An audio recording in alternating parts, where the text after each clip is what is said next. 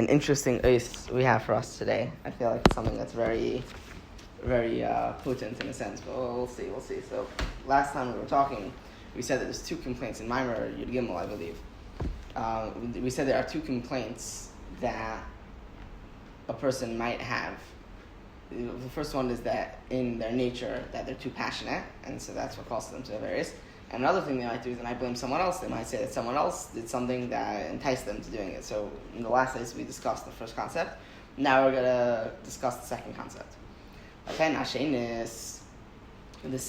complaint that a person might have, that someone else enticed him, it's not a true taina. Because really, you have an achayas, you need to distance yourself from a bad and wicked person and not to be connected to him. Because there's a lot of things that friendships can cause. Having good friends brings a lot of good to a person. Because besides for the fact that you can learn better with a friend, as it says, the two are better than one. And as Chachamim darshan on the pasuk Cherev al Abadim, it's Gemara and Makis, if I'm not mistaken. It probably comes from a few places in Shas. That's where I learned when I was okay there. That it says that there's a throat on there's a sword on the throat of enemies and it says not on the throats of fools. And it says what are the fools? The fools are people that they don't learn Torah with a chavrosa. So, besides for the fact that when people that fear Hashem talk one to another, it can cause a lot of good effects. Because a person can't see their own faults because of the love that they have for themselves. Because it says love covers over all inequities. That when you love someone, you're able to look past all of the negative aspects of them. What about if you're self-loathing? No one is really self-loathing. Take it from me. It doesn't matter, even if a person thinks that ultimately there's self-love, and they're able to. It's a very, in a sense, it's a difficult thing to say, but it's kind of just like an inherent part of existence is that you love yourself. It's like a tail. It's literally just a part of existence. You can't separate it from the notion of existing. Some people feel like even people that chas v'shalom, not to get too dark, chas v'shalom, people that commit suicide are committing suicide not because they hate themselves. If they really hated themselves, they'd stay in life and they'd suffer. They think that they're gonna commit suicide. It's gonna be better for them. It's a mishnah in the end of Prakdalit of Perkei Avos. Don't convince yourself that the grave is a place to run. But people run to the grave not because they're looking to hurt themselves. They run to the grave because they're looking to better their lives. They think that it's a place of refuge to run to. So people love themselves. It's very good to imagine if you can beat the boundary by saying, "Oh, well, you're saying only if I love myself. I don't love myself." But no, everyone loves themselves. It's an unfortunate part of life. Maybe a fortunate part of life. Everything that Hashem made is for the good. But yeah. A person loves himself, so he's going to be able to cover over his own inequities. And he doesn't see his own faults. And a friend can see, and the friend knows better than you. Knows better than the theoretical person with the problems. Talking to myself. So we always say by the friend, I am talking. By the way, Derek Agav happens to be yesterday. I had an argument with someone, and I did discuss it with a friend afterwards because I said, I don't know if I was right in the argument, but I need to be able to see, and I won't be able to see because I know myself. It happens to be Hashgacha Pratis, and I was looking it over. I was like, this is an interesting thing to be talking about tomorrow. But in that case, just as we're talking about it, do you think that a person, because inherently we have bias in that regard? Yeah. When you're relating a story, so when you're trying to figure out, when someone's trying to admit his faults, you inherently have bias. You go, I do this, but this happened in my home when I was younger, or this is why I do this. It's true, but a good friend will be able to look at it objectively and say, I hear the parts that are biased, obviously if you misrelay the information, you're missing the whole point. The point over here isn't to convince yourself that you're doing the right thing by talking to a friend, giving a friend false information, and then you'll start thinking that, I did the right thing, so the friend affirmed. No. If you give over things, a friend will be able to tell what things are biased and what things are not biased, what things are actual parts of the story. You can tell. It's not that hard. You yourself can tell too, by the way. It's just that you're biased towards yourself. Yeah. The bias isn't that you have different information. I mean, there is a certain sense that you have more information, that you're more biased to yourself because you know more about the circumstances of why you did what you did or why you said what you said. But the bias. It's not like more Gesundheit. You're not supposed to take Gesundheit when you're in the middle of teaching, whatever. But it's that much that I care about it. But the point is that the bias that you have, it's not something that like necessarily takes a part in the story. You could tell, you could differentiate what the bias is. Okay. So anyhow, you won't see his own inequities. A friend will see and know more, and he'll rebuke you about this. And also speak to your heart. Like how it's not good to do what was done. That this is the way of all man, that he should go in a good way. And all of this can affect a lot of good for a person. So this is all talking about a good friend. We're saying not just that a good friend that you need to have a chavrusa to be able to learn, etc., but also a good friend helps you with your character traits. That a good friend could look at you and could say objectively that you have these problems and that you need to fix these problems, etc., etc. This is what a good friend is for. And to the other side of this, a bad friend can affect a lot of bad.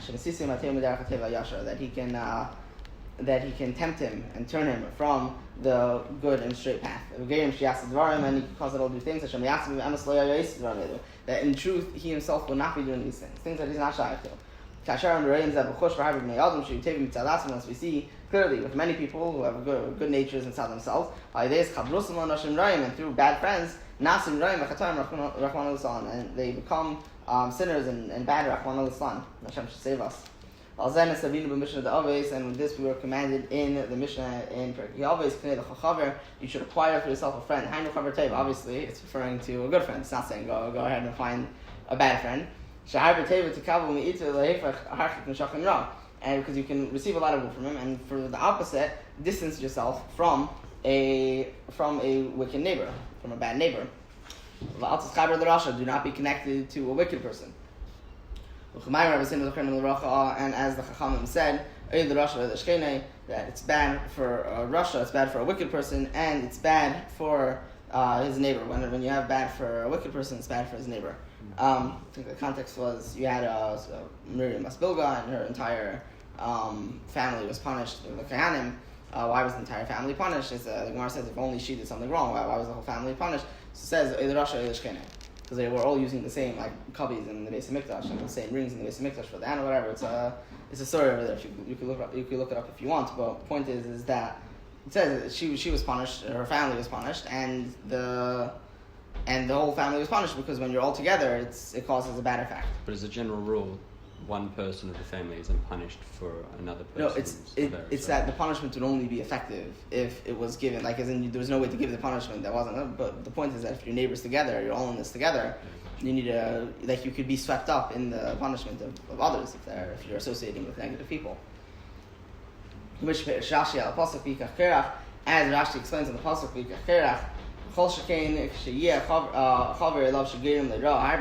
and even more so if you're that if you're his friend, and it could cause you a lot of bad.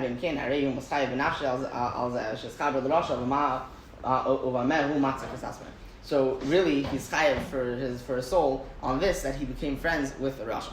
So it's in a sense it's saying that the claim is true, that the Rasha, that the negative person that tempted you, that enticed you to do the bad thing, that really it's true, and you wouldn't have done it if not for him.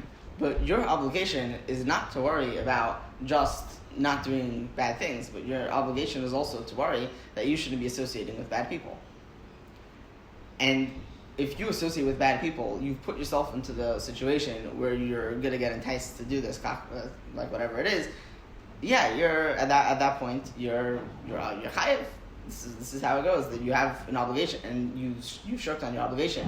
You could say maybe that you were tempted and whatever, and whether that's true or not, but definitely you have a problem that you associated with the person that tempted you.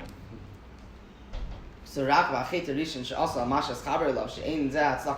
the first sin that he connected to the Rasha, there's no there's no way to say to justify it. So because a person will be fooled because of the love that he has for himself. So he's going to look for ways to try to justify himself with false things. And this thing that he himself was guilty because he sinned in this. And if a person would say, I did it and I was wrong, etc., and own up, so fine, that's one thing. The person will try to find a way to say that it's not really his fault. So try to blame it on the other person, not realizing the fact that he had what to do with the other person, that in itself is his own fault.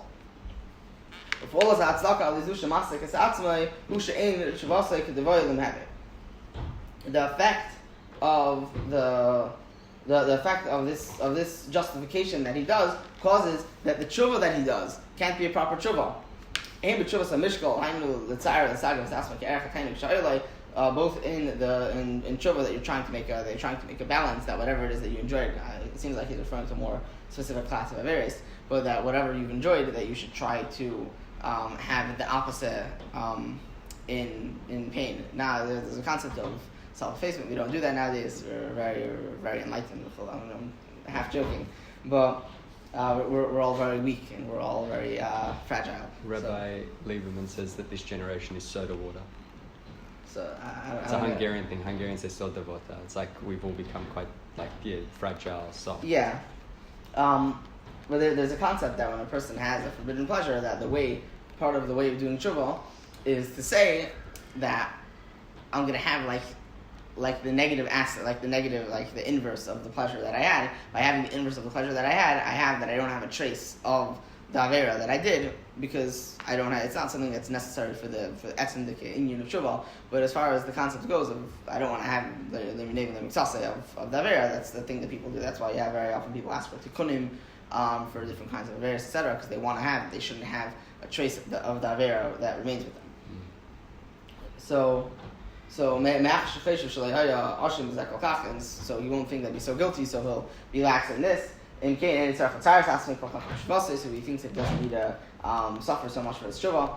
But that's all a side point. But even for the essence of the tshuva, it's very negea. Because there's not so much truth to the regret that you had in the past and the acceptance that you have for the future. Because tshuva needs three things. You need to recognize avera, you need to regret what was done, and you need to accept for the future that you're going to do better.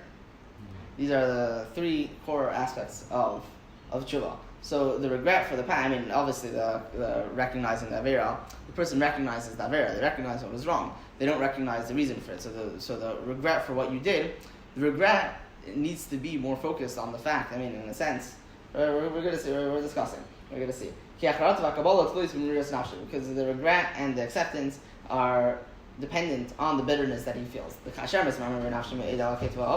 When he feels very bad about the sin and the inequity, then he feels really bad, truthfully. And he is able to uproot his will completely. The Gamra is able to uproot his will completely from it. And because of that, the acceptance for the future is truthful. But through the fact that he justifies himself, he doesn't have real bitterness in his soul. He thinks, the only thing that I did was I connected to this person. I don't know if he's thinking the only thing he did was he connected to the person, but he thinks that he did it. But he thinks it wasn't his fault, so he doesn't really feel bad. So the bitterness of the soul is not so great because he found merit for himself. He found an excuse for himself. Because the bitterness isn't so great. That causes that the regret that the person has, it's not a real regret because he feels like he was justified to some degree. And that causes also that his acceptance for the future isn't a real acceptance because he feels again that he was justified to some degree. He has a justification. He'll try in the future to not, but ultimately he had a good excuse. And this is so. This justification, it takes away from him so much good in the essence of his tshuva and the fact and his being able to change himself. That through true tshuva, he is able to change his essence, or not as what he is. he's able to change from being a rasha to being a tzaddik. Because in truth, his entire essence is able to change, and he's able to come distant from all of the things which are the opposite of godliness. And when this tshuva isn't true, that causes memela that he won't be so distant, he won't be so changed, he won't be so distant from the bad. And this is actually similar to the shtus that comes before the Ravera. If you remember, we were discussing towards the beginning of the Kuntreis that when a person does an Avera, he only does it because the Ruach Shtus goes into him that convinces him that he won't actually become separated from Hashem, etc. But this shtus causes him, as in the original shtus, causes him that he should stumble in the Avera. And the shtus that he justifies himself causes that he won't be able to do, that his shuvah won't be proper, as proper as it needs to be. And in one detail, it's actually worse than the original shtus. Why? After he already did that, when he does tshuva from the depths of his heart, the Chacham said, that in the place that Bali Tshuva stand, even completely righteous people are not able to stand. This shtus takes him away from that. If so, the shtus is even worse because it's able to withhold so much good. Through the true tshuva, he's able to come to an extremely lofty level. I once asked the teacher, we have -1 minute left. So I once really wanted to do such an Avera. So I asked the teacher what would happen if I did the Avera. So he said, I'd be jealous of you. So I said, why? He said, because you'd be able to do tshuva. And that would, I know you do tshuva. I know who you are. I know if you do that Avera, you feel bad afterwards. And then you do tshuva. And then you'd have the mile of about tshuva over it. So the Indian... Is that a sufficient enough answer to make you not want to do the Avera? No, I still want to do the Avera. You think the timer goes back to the teacher says a clever line? No. I still have the timer, and I still have the timer. But point is that there's really such an inherent mila in being able to do tshuva, and the concept of doing an avera, not chas v'shalom, you can only say such a thing in hindsight. It's true. You can only say in hindsight that it's worth it to do the avera to do the tshuva.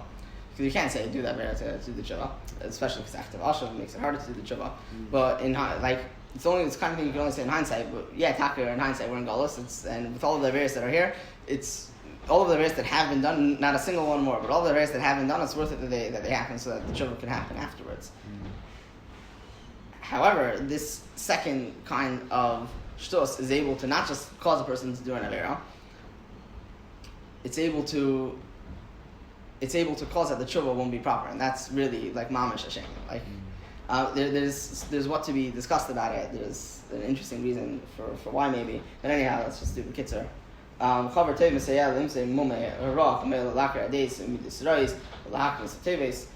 So a good friend is able to help a person find the good. Is able to help a person find blemishes in their spirit, and the friend is able to help uproot bad days and midas, and to help a person acquire better ones. And a bad friend causes that bad yidis and midas should take root in a person.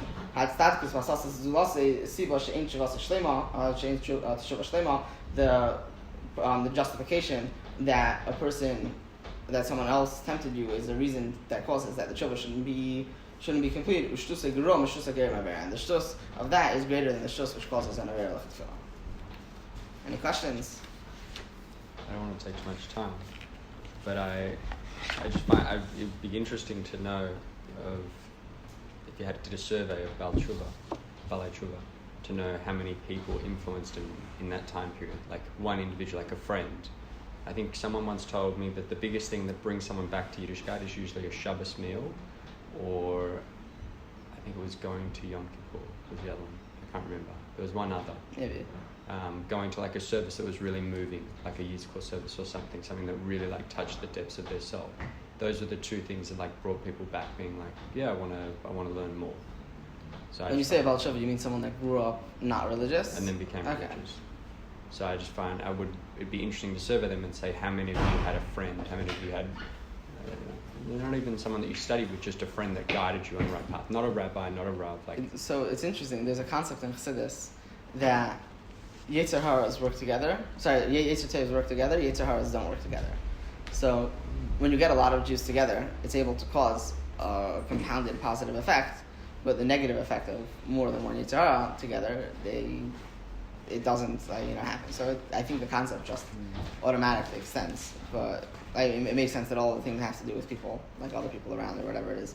So my Yetzer Hara couldn't influence your Yetzer Hara. We have different Yetzer Haras. So Yetzer Haras want different kinds of things. The Yetzer Tovs, all together, they all just want to be connected to Hashem. They all have the same goal. They all have the same thing in common, and they all have the concept that bittul is important to them, etc., etc. So they're able to, when you have bittul, you're able to join to other people. It takes a certain level of nullification to be able to say, I'm going to work with others. The Yetzer Hara, firstly, wants to be its own entity. And secondly, Ben's Yetzer Hara wants to tempt Ben, and Meshi's Yetzer Hara wants to tempt Meshi. So the Yetzer Haras, they have different goals. They're not interested in the same thing. So it happens. The Yetzer Tovs work together. Sure.